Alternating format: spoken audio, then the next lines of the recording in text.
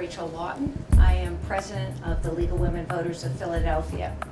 And we have a long, proud, nonpartisan history of voter education and voter empowerment. And to that degree, we are very pleased that we are part of the Pennsylvania Voter ID Coalition, and we are working cooperatively and collaboratively with the other 175 groups that have joined this coalition to get out information on voter ID in Pennsylvania, and specifically in Philadelphia, since we're the Philadelphia League.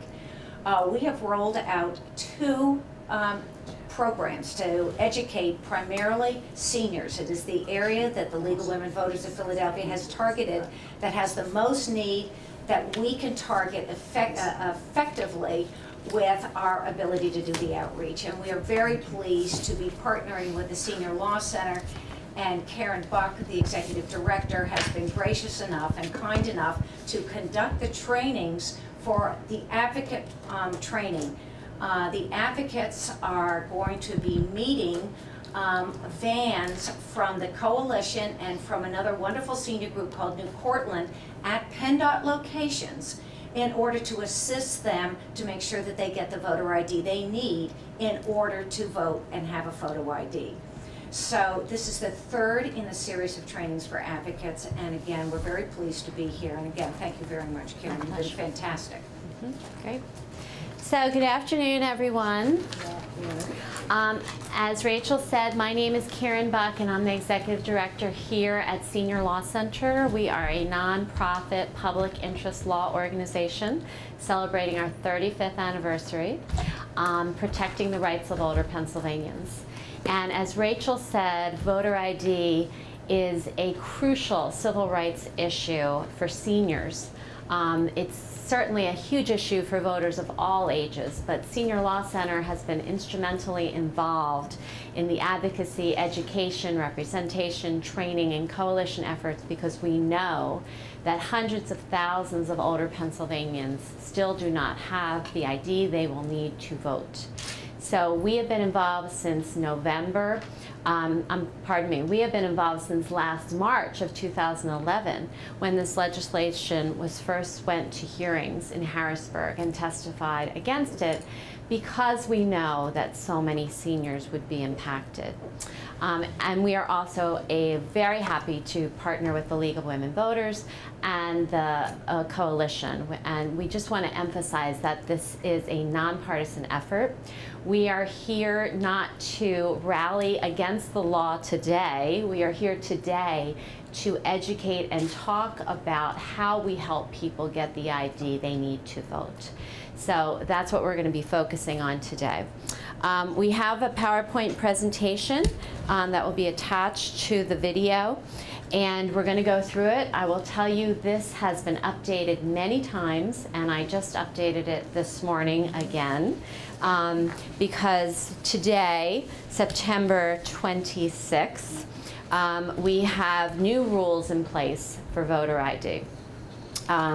Some are simplified processes that we think will help voters get the ID that they need, but we are still very concerned because we are 41 days away from the presidential election. So we are going to review this updated PowerPoint, which is an overview of Act 18, the Pennsylvania voter ID law, but focused primarily on you as advocates to help voters get the ID that they need and get through the process. This is not a comprehensive treatise on Act 18. That would take much more time than we have today, but it is basics for advocates to know what the law is, what ID is required, and how you can help folks get it. So we're going to start by reminding you that there is a wonderful voter ID hotline, 1-866-OUR-VOTE, which is staffed by attorneys who are well versed in this law, and it is a great resource for voters and for you as advocates to call if you have any questions. So please use that number. It's on the beginning and the end of your program, and it's a very important resource. In this area of law, sometimes a little knowledge, like in many areas of law, can be dangerous. So we are going to really just focus on the basics.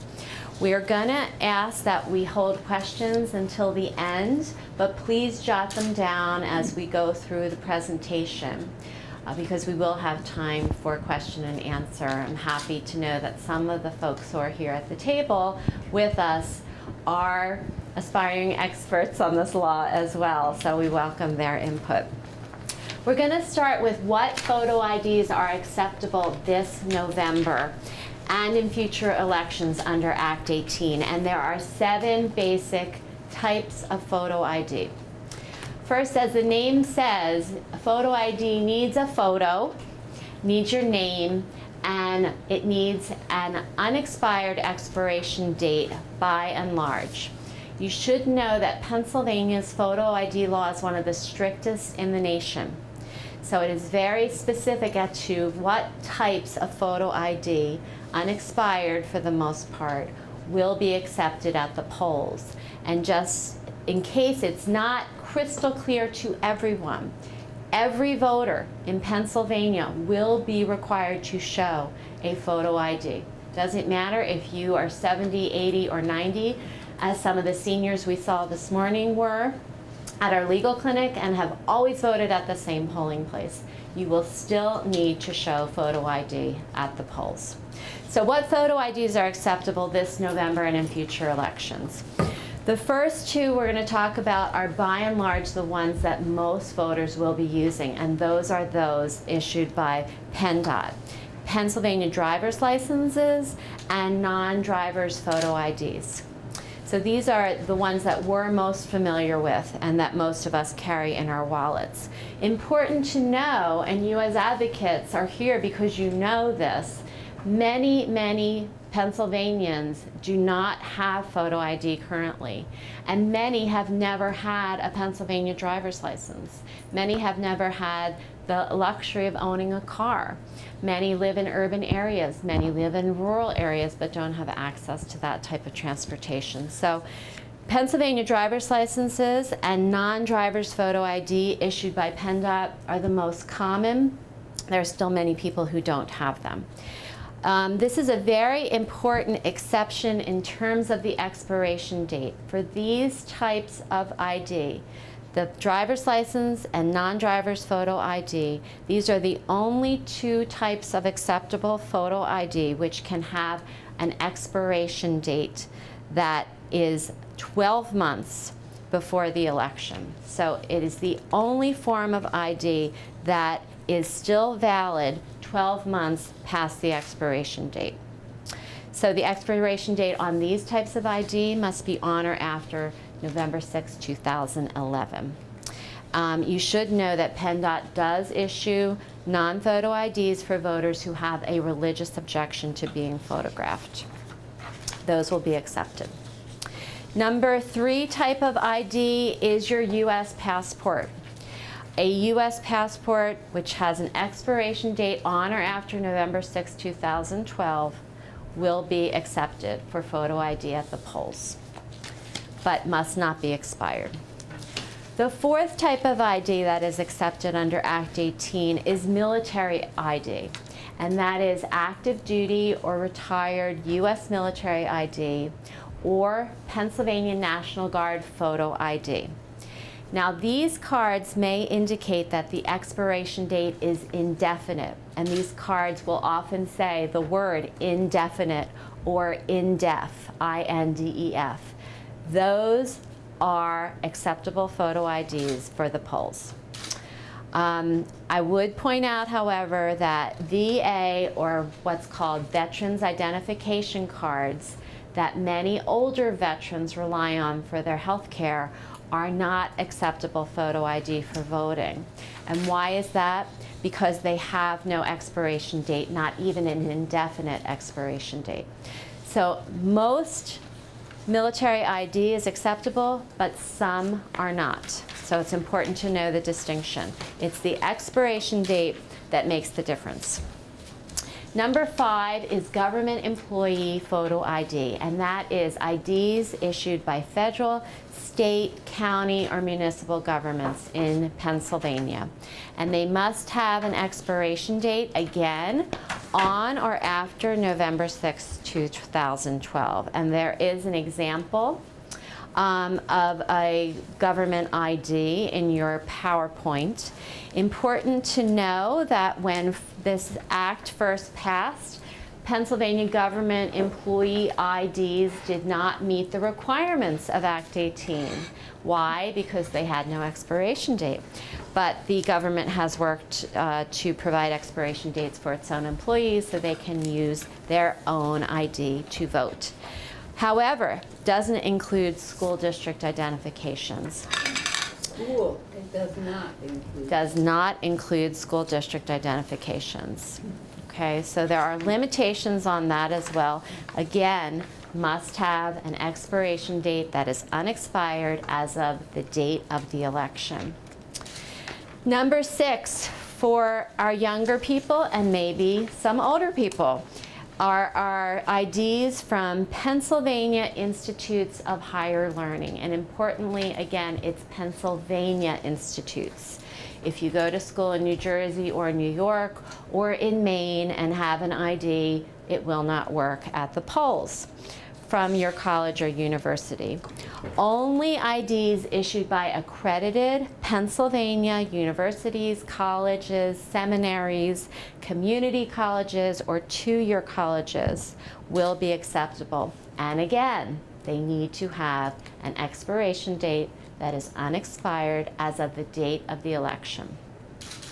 That has been a problem for some schools and universities, and they too have issued stickers with expiration dates so that their students and others can use their ID at the polls. I mentioned that this is important for our youth because we know that younger and older people are disproportionately impacted by the voter ID law. At a recent legal clinic we held, I learned quickly not to make presumptions about who would hold what type of ID.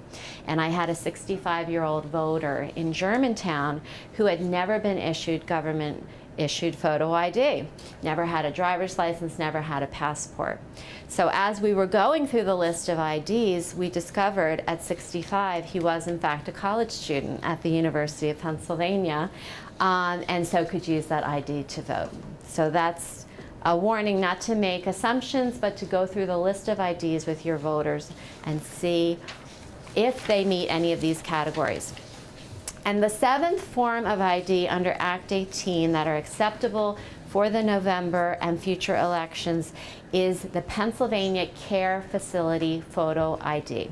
And Care Facility is specifically defined in the law in Act 18 as nursing facilities, nursing homes, assisted living residences, or personal care homes. So it is only those 3 types of care facilities that can issue photo ID that will be used for photo ID at the election, will be accepted photo ID at the election. It's important to know that this affects only a minority of seniors because most seniors do not live in care facilities. Most seniors live independently in the community. Secondly, historically, care facilities have not issued photo ID to their residents for a number of reasons, including privacy. But the state has issued a template that care facilities can use to issue photo ID for their residents and others. And that doesn't have to be a laminated card of any sort. It can be an 8.5 by 11 piece of paper that comes out of the printer at the care facility with the name of the facility, the name of the voter, an ID of the voter that can be attached even by Scotch tape, and an expiration date on or after November 6th, 2012. It's important to know as we're talking about care facilities that many other forms of ID that seniors have, Social Security cards, Medicare cards, Medicaid cards, transportation cards, do not qualify for photo ID for voting. And that's important, and that's one of the reasons so many seniors who have various forms of ID don't have the type of ID that is required under Act 18. So what do we do if we don't have any of the photo IDs that we've talked about that satisfy these requirements? How can we obtain an ID? Well, just recently, in fact just yesterday, we got news from the Department of State that the new Department of State photo ID card for voting only is now available to all voters, and that's a very important change. Before, the Department of State photo ID for voting only was an ID of last resort. You had to go through the process of trying to get other IDs before you got this. The rules have changed. This ID is now available to all voters, and the process has been very much simplified. Again, what we know the processes are and what actually happens at the driver's license centers may not be completely consistent. As advocates, you want to make sure that the processes and the laws are followed, and that's your job. So as of September 25th, any Pennsylvania voter who doesn't have the other forms of photo ID is eligible for a free Department of State photo ID card, and we have a sample copy in the PowerPoint. So let's talk a little bit about that ID, because that 41 days before the election, several weeks before the election, is the ID that most voters are going to need to get if they don't have other required documentation, which we'll talk about in a minute. So the Department of State photo ID for voting, which is available at PennDOT Driver's Licenses Center, will be the ID that most voters will need to pursue at this stage in the game, when we are only weeks away from the election. So some points about the Department of State photo ID for voting. It is free. The processes have been simplified. There's no formal documents required to get this ID, which we'll talk about in a minute. It's no longer the ID of last resort. You can go in and ask for this ID. You don't have to go through the other processes. But importantly, it can only be used for voting. It is not a secure, official PennDOT ID for all purposes. It can only be used for voting. So before we go to PennDOT to try to get a Department of State photo ID for our voters, we're going to make sure they are registered to vote. That is the first step in the process. And how do we do that? We can call 1-877-868-3772 and find out if our voter is registered, or we can do it online. And the website will be in the PowerPoint, which will be attached to this video. It's at the votespa.com website. So we are going to make sure that we check that the voters we're advocating for are registered to vote before we take them or meet them at PennDOT. So what are the steps to get this free Department of State photo ID for voting? There are 2 documents that a voter must complete. And as advocates, you would do well to help your voters complete these before they get to PennDOT. These forms are supposed to be readily available at PennDOT.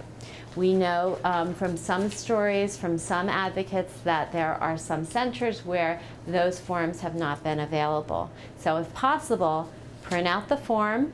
It's available online at votespa.com. It's available online at 70.org, the Committee of 70 website, and other places online. The 2 forms that are required are an oath or affirmation form, which affirm that the voter has no other acceptable photo ID, and secondly, a request for the Pennsylvania Department of State voter ID. And we are attaching or sharing these documents with our audience here, and they will be available as well by links. So the first one is the affirmation form, and it's a quick 1-page form And it says that this voter declares under oath that they're a registered voter. And number 2, they don't possess any form of identification as required under Act 18, the types of identification we just went through, 1 through 7. So they are saying they don't have it and they need it to vote.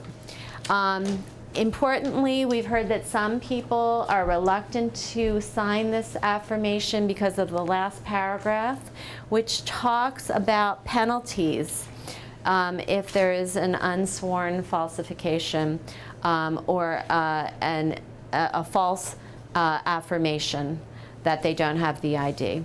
I would caution people not to be concerned about that. As long as you're stating truthfully to the best of your knowledge, people will be in good stead. So they must affirm that they don't have any of these forms of ID. They sign, they print their name, and they date it, and then they take this with them. This is a very simple form, but it's important as advocates that you explain to them why it's necessary. Secondly, we have the request for the initial issuance of the Pennsylvania Department of State ID for voting. And this is what that form looks like. It's a 1-pager. The font is fairly small, so again, as advocates, you will do well by your voter to help them complete it. It may be a little overwhelming for folks, especially some very elderly folks who may have some eyesight issues. It may have some challenges for folks with literacy problems, and for folks who just aren't comfortable with filling out forms. The information required is very simple, but you can do well by helping them fill that form out. Only half the form needs to be filled out. The rest is done by the state. So those are the 2 documents that have to be filled out. Let me just review the information that has to be provided. Again, no documents besides these forms have to be brought to PennDOT to get the free Department of State photo ID. You have to provide very simple information, such as your name, your address, your Social Security number, not a Social Security card, just the number, your county, a previous name or address if you've changed it recently, and that's basically it. No longer do voters have to provide proofs of residence, and that was a problem for some voters, to come up with a lease or a mortgage agreement or a pay stub or a tax return, etc. Those are no longer required to get your free Department of State photo ID for voting only. So that's an important new piece of information. Secondly, voters who've registered within the past 30 days are able to indicate that by marking a box on the form. And the PennDOT staff will confirm the voter's identity through the SURE system by using their Social Security number and their voter registration on the spot at the PennDOT office. And then the voter is to be issued a free photo ID for voting only card the same day. So they should not have to make 2 trips. They should not have to come back. They should be issued the same day. And as advocates, you want to make sure that that happens. If folks, we are told, if folks are not found to have been registered, they can register there to vote, and the card will be sent to them by mail, so they should not have to make another stop at PennDOT. That is what the policy is supposed to be. As advocates, you want to make sure that that's the policy that is enforced for your voters.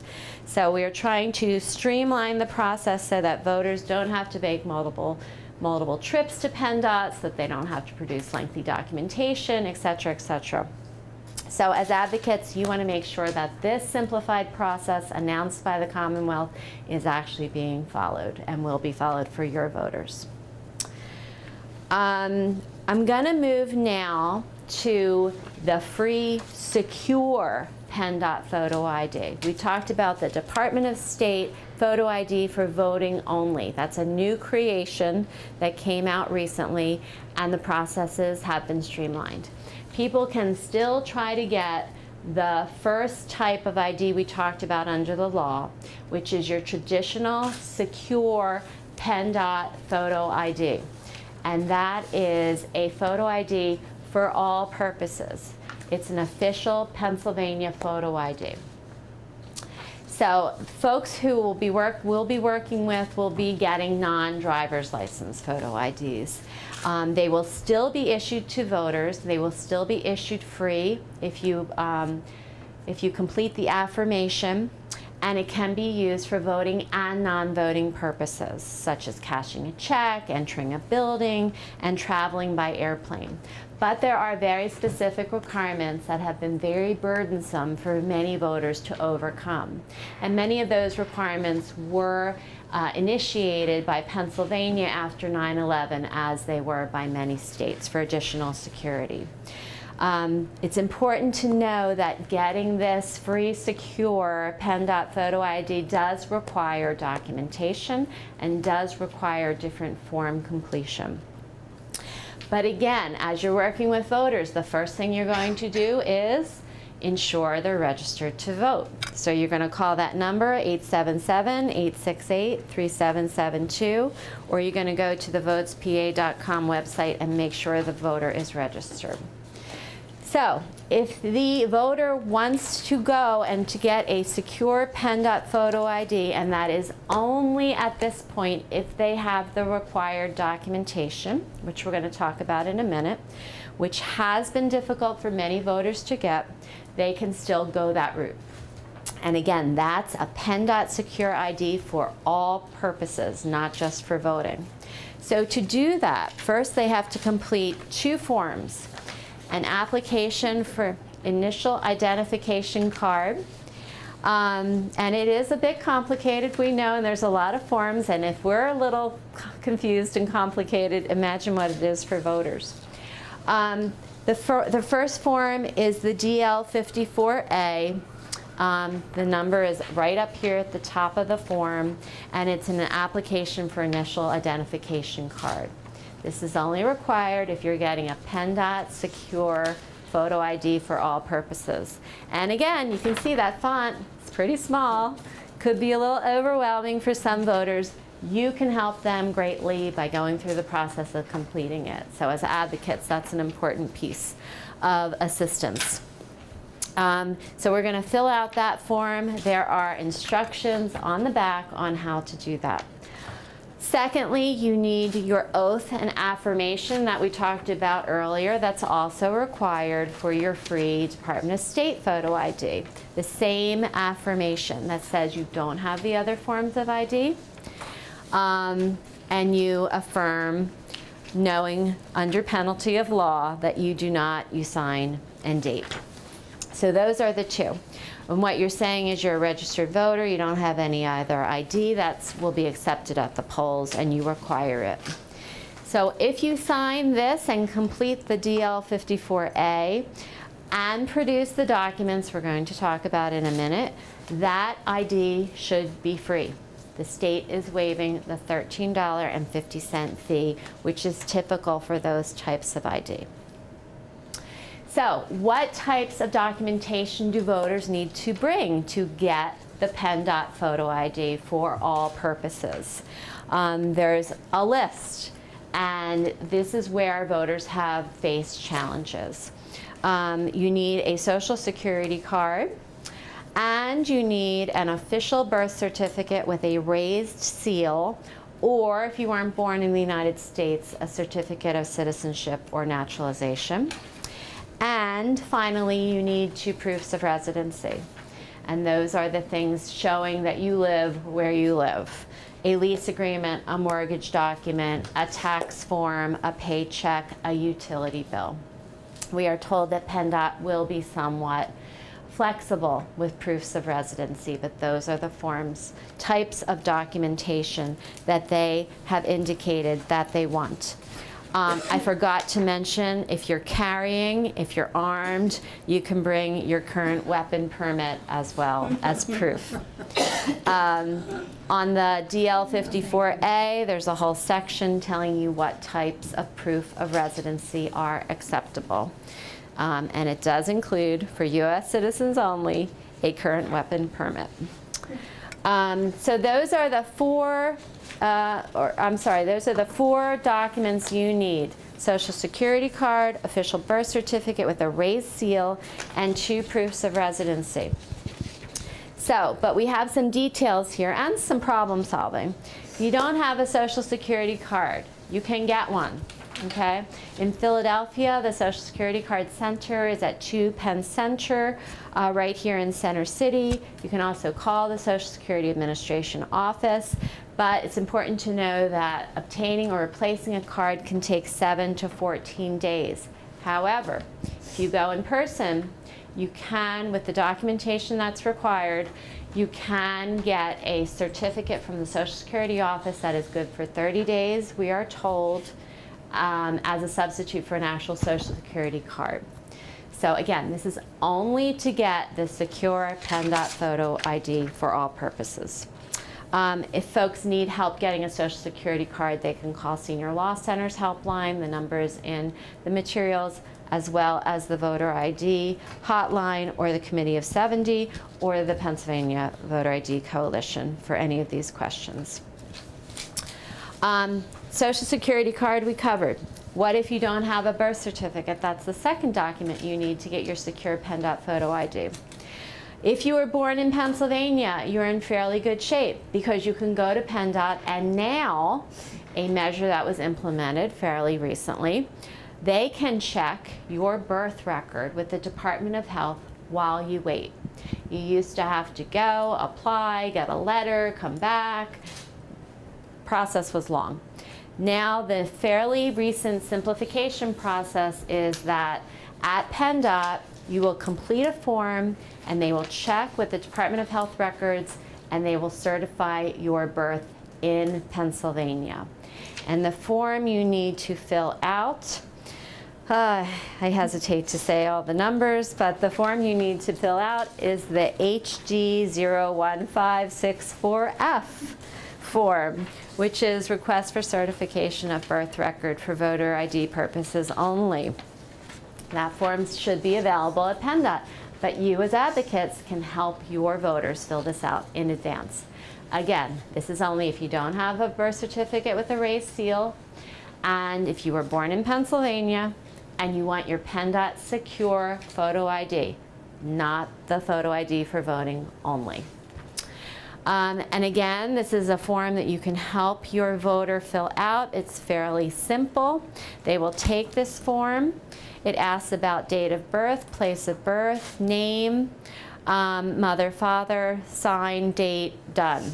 Give it to the PennDOT staff. They are supposed to now check same day on your birth, certify it, and then go through the process.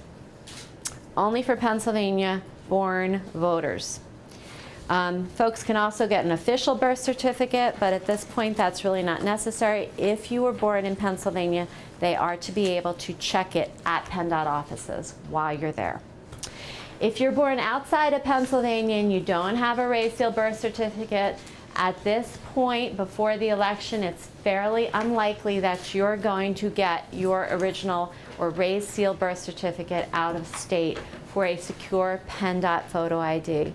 So those folks we are really encouraging, as are anyone else who don't have the full list of documentation to get a secure photo ID. We are encouraging those folks to go right ahead and get your Department of State photo ID for voting, so you know you will have it in hand and can vote on November 6th. But if you don't have a birth certificate and you're born outside of PA and you want to go through the PennDOT secure photo ID, you need to apply and get your birth certificate from the state in which you were born. And that has fees involved, it has process, it has documents, and it takes time. And in many states, you need photo ID to get a birth certificate to get photo ID. So it can be a catch-22, and every state has different processes. This morning at our legal clinic, we were helping people get birth certificates from states down south, but not for the November election because we know it's very unlikely that they will get it and be able to go through the process. We set them up to get their Department of State photo ID for voting today. Many were going right down the street to 8th and Arch in Philadelphia to get that ID today so that in November they can vote. When their birth certificate comes in, we can go through the other process with them. But important to know that if you don't have a birth certificate, you're born outside of PA, it's probably unlikely that you're going to get all your documents together and get a secure PennDOT ID before the election. But we will include in the PowerPoint packet our senior law helpline, which is a statewide legal assistance helpline free for any senior 60 and over in any of the 67 counties in Pennsylvania. So folks who have questions about getting birth certificates, documents, ID, anything can call there, as well as for other legal issues. And then of course they can call the voter ID hotline, 1-866-OUR-VOTE. So those are the basics on the IDs. I'm just going to go through some additional pointers that voter advocates should know so you can educate and work with your voters, and then we'll take some questions. This can be complicated stuff, we know. Those of us, many around the room included, who've been working on this day in and day out, in addition to our real other jobs, know it's mind spinning. Just this morning there were many emails through the coalition with people who are advocates, well trained, disagreeing about the process. So imagine for voters who, may not have our level of sophistication or may not have lived and breathed this law for the last 6 months, etc. It can be a very daunting process. So the bottom line is we are encouraging people to get their Pennsylvania Department of State photo ID for voting only under the simplified processes for this election. It's an easier process. It came late in the game, but it's here now and we should take advantage of it. Some points you should know. Matching address. Do the addresses on your photo ID have to match where you are registered to vote? The answer may be surprising. It is no. The address on your ID does not have to match where you are registered to vote or your voters you're advocating for are registered to vote. And here's an important piece. If your voter has had a PennDOT ID before, they may still be in the PennDOT system. So you can check that by calling PennDOT at 800-932-4600. And if they've had a PennDOT ID before, they may be able to get a reissued PennDOT photo ID without going through this lengthy process of showing documents that we talked about. So again, as an advocate, call, confirm, and see if they're already in the PennDOT database, because that could save you all a lot of headaches. Also, you should know in terms of names, how matching is matching and how conforming is conforming. The name on a voter's photo ID card does not need to exactly match the name on their voter registration. And that's important. It's been a problem for many voters who either have used different forms of their name, and name conformity has been a problem for women who may have changed their name through marriage or divorce, through adoption, other reasons. So for many voters, there may be some name issues, both on the documentation and on the photo ID and registration. What's important for you to know as advocates is the law provides that the name on the photo ID and the name on registration for voting must be substantially conforming under the law. And the Department of State's examples are showing that they are interpreting that fairly broadly. That is the directive. How it's going to play out on voting day, we don't know yet, but that is the directive. We don't yet have plans for election day, but I know many of us will be advocating at the polls and for voters, so this is important to remember. The Department of State examples of substantially conforming show that even a voter whose name is Joseph E. Voter can vote with an ID that says Earl voter, as well as J.E. voter, as well as Joseph voter, and J. Earl voter, and J. voter. And all of those examples are in your PowerPoint, and they're also on the Department of State website. So many different forms of conformity should work for voters on voting day. Very briefly, absentee and alternative ballots. Both of these forms are available online on the Department of State website, on the Committee of 70 website, which is 70theword.org. We have copies here today. Some voters may be eligible to vote by absentee or alternative ballot and not have to make it to the polls, and importantly, not have to show any form of photo ID. So that is somewhat of an irony of the law, that absentee and alternative ballots do not require photo ID. Important to know that not everyone is entitled to vote by absentee ballot in Pennsylvania. In many states, absentee balloting is much more liberal. In Pennsylvania, not so much.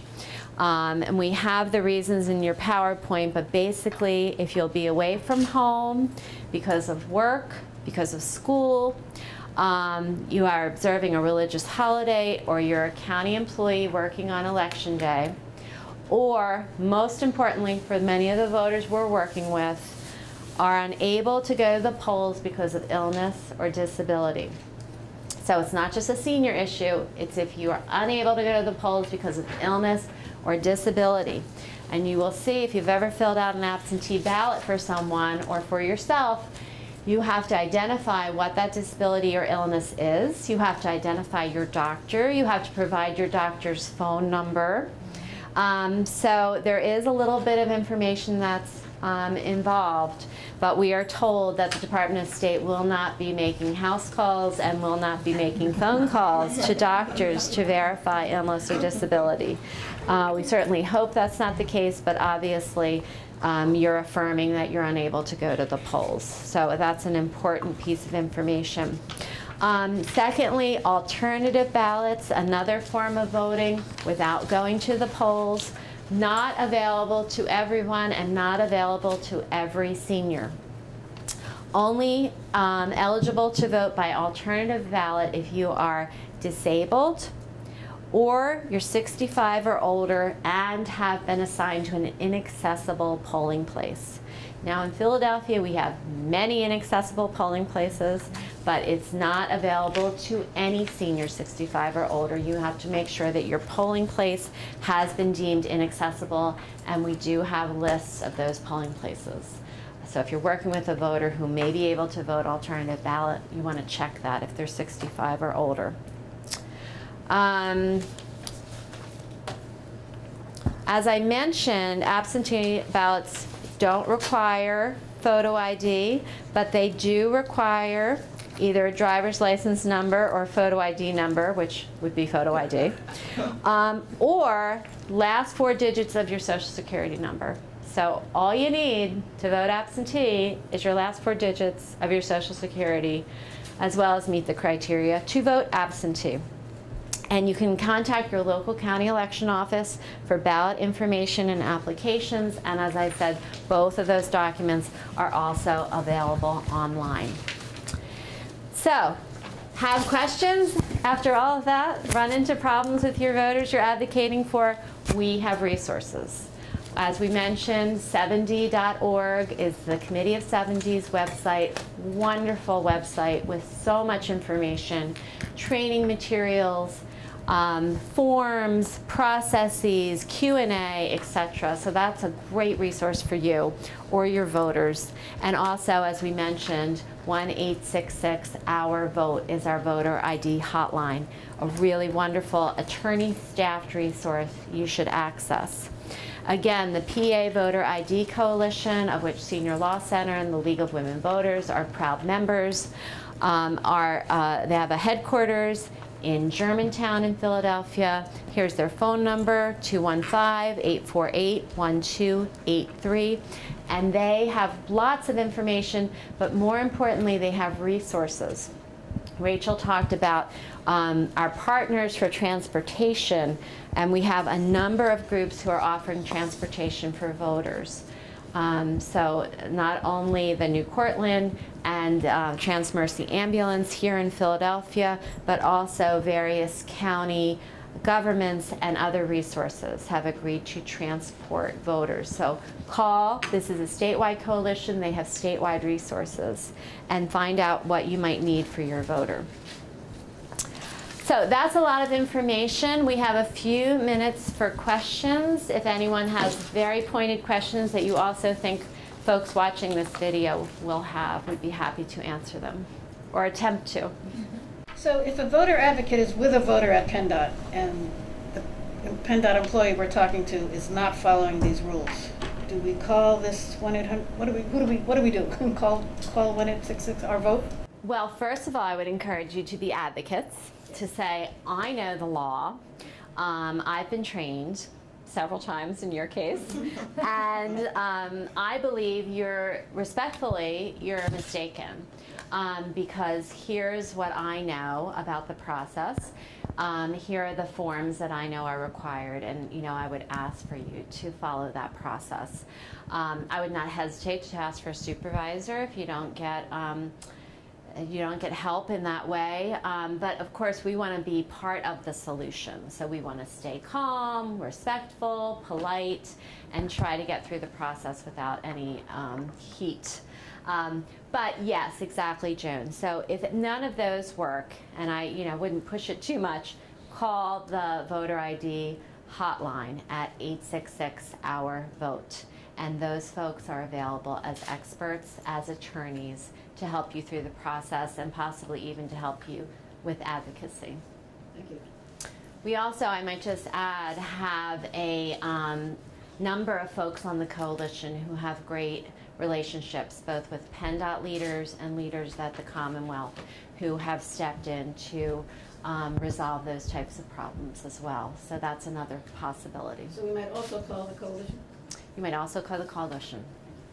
I'm wondering whether you also might recommend that the advocates just bring their black and white training packet in their purse, or so that not only could you say, by the way, I've had the training, but you can pull it out and say, well, this is the training that the Senior Law Center and the coalition is behind, and see here it says such and such. So that helps to back you up as an advocate, and it might make them a little bit more pause and say, let me go get a supervisor and let's clarify this. I think that's a great suggestion. I would absolutely take something with you. I would also just recognize that the rules are changing fast and furiously, and the PennDOT staff are probably trying to keep up with it. So you actually may know more than some folks, particularly with the stresses that they have with the demand and people being short-tempered and whatever. It is a difficult process for some, and this is perhaps the most fundamental right that we as citizens have, so we want to take it very seriously. I think that idea is a wonderful idea. I am Joan Lucas, organizing the League of Women Voters Voter Advocate Project. Several of our advocates came to trainings a couple of weeks ago and got a copy of this, which is no longer up to date. Will this one be available online so I can make sure that whoever goes to PennDOT has the latest? That's an easy and good question, Joan. Thank you. Like I said, I just updated this morning. I'm happy to share it with the League, and you are absolutely at will to share with whomever. We are trying to date because the rules are changing quickly, and we have worked on this with the Voter ID Coalition and Committee of 70, and eventually it will also be up on their website as well as ours, so that you're absolutely free to share with others. And that is a concern because the rules have changed so much and new processes have changed so much, so we want to make sure your advocates are up to speed on what the rules are right now. I know you said Thursday evenings they can't look up birth certificates, but also Saturdays. That's correct. That's a very good point, and that's absolutely correct. So for those driver's license centers that are open on Saturday and can issue photo ID, then they cannot check your Pennsylvania birth certificate with the Department of Health on Saturday because the Department of Health will not be open. Again, that's just to get your PennDOT secure photo ID for all purposes, not your Department of State photo ID for voting only, which doesn't require a birth certificate. The question about whether the name on the voter registration rolls and the ID conform actually comes into play even earlier than Election Day. So should we recommend that people not only just confirm that they're registered to vote before they go to PennDOT, but also bring their voter registration card, because the name may be different and, you know. Bring their voter registration card to the polls? To PennDOT. Or to PennDOT. Certainly doesn't hurt to bring any form of ID that you have that might be helpful for the process. Yeah, the name change issue and the name conformity issue is one we are concerned about greatly, particularly for women. So I think that's a good idea. It's obviously voter registration cards are not acceptable photo ID for voting. I think it's important to know that. And we know that there are still hundreds of thousands of voters who don't know about the law, hundreds of thousands of voters who believe incorrectly that they have the ID they will need to vote. So the more you can share information, the better off we are. Another question? Everything that I've heard up to this point is good for the election. What is the program for after the election? To get people informed and keep them informed about getting this ID and having it to use in future voting, sessions. That's a great question. I'm going to put you in charge of after-election activities.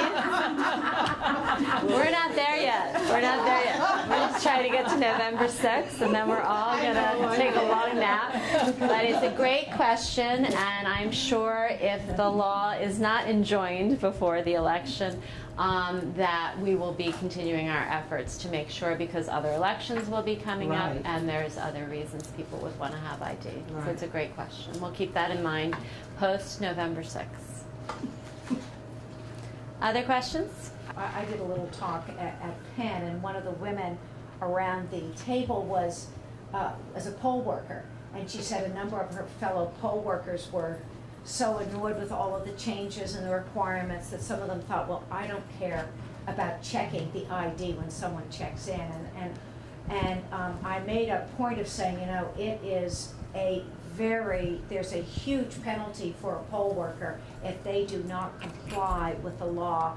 And at our last training, Shane Royer from the Department of State was present, and I asked him if he could send me what the penalty was for a poll worker. And there will be people watching at the polls to see whether poll workers will be complying with the photo ID. And he sent me this, and it is a statutory reference. And just so you know what a severe penalty it is, if you permit a voter to vote knowing that the voter is not qualified for vote, i.e. doesn't have the photo ID, it's a felony of the 3rd degree, fine not exceeding $15,000, imprisonment of not more than 7 years, or both. Wow. So I have a copy of this. It just goes to show it's serious business, and poll workers really have to understand that just because your mother is coming, or your sister, or your aunt, or uncle, or friend, or whatever is voting, does not mean that you are not required to ask them to present that photo ID, should it still be required come November 6th. And I thought that was just an important point to make. Yeah, I think that's an important point. I'm sure that penalty applied before there was photo ID requirements for other folks who are not eligible to vote, because obviously that may be a concern. We do know that there is almost no evidence of voter impersonation fraud in Pennsylvania and nationally, which is the only type of fraud that would be affected by this law. But I think Rachel's point is important. We do want to encourage people to follow the law. As a lawyer, I couldn't do anything other than that.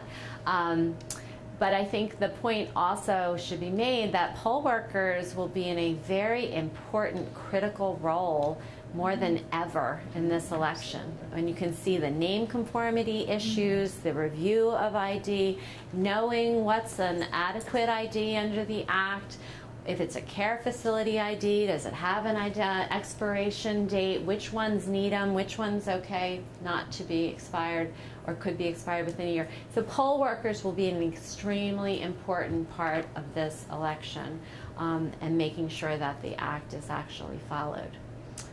Other questions? Yeah, now that you brought that up about the poll workers, what training are they getting to deal with that? Because it sounds horribly like it's going to be pandemonium at some places because the poll workers are not adequately informed about what they should be doing, because they usually just look up your name and have you sign it and then go on. So what kind of training is the state giving all these poll workers to deal with it? Right. I haven't been involved in that, so I'm not that familiar with it. I do know that they've issued new training materials, and so that the state has said they will be taking that very seriously. Emma may have some additional information, but you're absolutely correct that there could be quite a bit of pandemonium at different polls on election day, and so we certainly encourage people to go early and be prepared to wait, but it's important enough that you should. Emma, did you have more information? Okay, on votespa.com, there's poll worker videos, which I watch all of them. They're really short. It'll take you maybe an hour to get through all of them. But it's pretty extensive, and there's a booklet for them, which is available to the public, so you can download it if you want. So if you're actually working on election day, you could take their booklet with you and say, well, page 6. Not on election day. I wouldn't want to confront them. But that's good to know that they are taking precautions and taking it seriously. But it is a big responsibility for poll workers that they have never had in the past. Absolutely true. Other questions? I ran a little experiment a couple of weeks ago. I was given a whole stack of voter registrations, and I was really surprised to see that there's almost no indication anywhere as to where you send them. And so I tried 2 or 3 different times to figure out, and I always got it back. I mean, each one came back, not sufficient address. And I just think in the future it would be very helpful, because a lot of these registrations go around to any kind of peace and justice demonstration that's being held, and you can get rid of a whole lot of them, but nobody has any indication of where you should send them. Emma's looking at a voter registration form as you say that, and I'm wondering, does it have those specific addresses on there? Yes, I've actually done a great deal of voter registration on the streets. On the back of the official registration form has the counties, so you have to be aware of when you're registering them, what county do they live in. Right. And then you just match it up and write the address down for them or circle it a couple of times to make sure it goes to the right place. But we don't always and somebody once. Sometimes people pick them up by themselves, and then probably don't ever know. Right, so the directions on what to do with it after you've completed it. And I hope that you're also encouraging folks when you're registering them to remind them that they're going to need photo ID to vote. And when I am walking around, thing that should be correct. And when I walk around the city and see people registering people, I want them to remind them, not only do you register, but you need to have your ID and make sure that you do. I don't think. So that's a very good point. Other questions? When you go to get your ID, they'll check that you're registered. But what if you're not registered? Can you take care of it that day? That's a great question. If you're not registered, they are to register you on the spot and proceed with your photo ID process, take your photo, and then they will mail it to you at your home once they have confirmed your registration. And that may also be a problem if you've recently registered and you're not yet in their system. will they have the forms there, or should we have the forms? They are supposed to have forms there. I think it's great for you to bring any and all forms with you when you accompany your voters to PennDOT in case they're not there. Other questions? So we want to thank you all for being here and for watching our training, and especially for being advocates and raising your voices at this most critical time in the history of our nation to protect what we think is the most fundamental right as citizens, as Americans, as people who care about our country, which is participating in our electoral process. So the role that all of you are going to have as advocates is enormously important, and we thank you for being a part of it. I think an additional thing, no matter who the person that you're registering is thinking about voting, they need to raise some questions about with the candidates about some of the more important things, especially in this election, that are being totally ignored, like the cost of wars and what it does to our economy, about the environment. Nothing has been said about the environment. They're more or less just batting each other, and that's not helpful. We need to be educated in this election on some of the really crucial issues. I have a question I forgot to ask. When you go to apply for official PennDOT ID, the free one, I've heard that your birth certificate nor your Social Security card can be laminated. Is that correct? I've only heard that about the Social Security card. It's better, well, it's a raised seal birth certificate, so if it's laminated, you may have a hard time proving it's a raised seal. So I would encourage no one to be laminating as a general rule. I have heard that the Social Security card must be unlaminated. I personally have never seen anyone laminate a birth certificate, but because it has to be raised seal, I would caution them not to do that. Well, provisional ballots are counted. They are to be counted, and they're to be included in the final tally of the election. Provisional ballots are not new to this law. They have existed for many, many years, and folks have used them. If the election is not close, they may not sway the election, right? But they would eventually go into the tally of the electoral count, ultimately. Provisional ballots are definitely not the ideal, but they are the alternative if you don't have ID, which is why it's so important to get your ID. Anyone else have any questions? If not, I'm going to ask Rachel if she wants to come up and say some closing words. Well, I don't so much have to come up, but I just really want to thank you, Karen. You've been fantastic. You've been generous. You're a great speaker. You really clearly and I think very, coherently gave us the training on something that is really can be very complicated for folks. And I would just again thank Jen Lucas for volunteering because we're all volunteers here. We're doing this because we believe in it, not because we're getting 5 cents to be here or do this and work with us. And that's a big deal. That's a real public service you're all doing. And Joan is honchoing the advocate program, and Emma Tramble has written our whole script to go with Pennsylvania Voices for the whole calling, the phone bank portion of reaching out to seniors, and we're working with the Senior Law Center. So again, I just, we're really, really pleased with all of your work and participation. And thank you, Karen. My pleasure. Thanks, everyone.